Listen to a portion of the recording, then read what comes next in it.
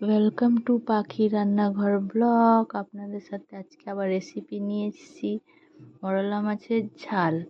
এটা টমেটো, পেঁয়াজ, আদা, রসুন, লঙ্কা, শুকনো লঙ্কা গুঁড়ো, সাদা জিরে, ধনের গুঁড়ো, জিরের গুঁড়ো, ধনে পাতা, মাছ।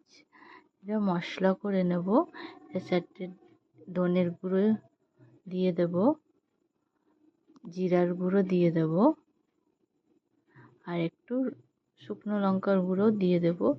দিয়ে এগুলোকে পুরো পেস্ট করে নেব, মশলাগুলো পেস্ট করে নেব।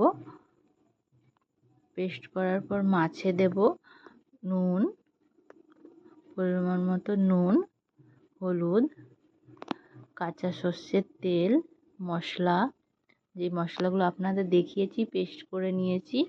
তারপর ধনে পাতা কুচি দিয়ে ভালো করে মেখে নেব। মাখার পরে মশলাগুলো যেন মাছে ঢোকে ভালোভাবে মেখে নেব, চটকে চটকে মেখে নেব। মাখা হয়ে গেছে।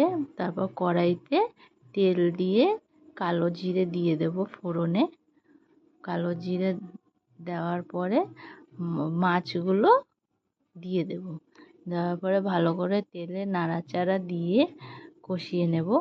আপনারা এই ট্রাই করবেন, রেসিপিটা খুব টেস্টি খেতে লাগে গরম ভাতে। তেল ছেড়ে দিয়েছে, হালকা হালকা তেল ছেড়ে দিয়েছে। আমাদের মাছটা রেডি হয়ে গেছে। আপনাদের ভালো লাগলে লাইক সাবস্ক্রাইব করে দেবেন।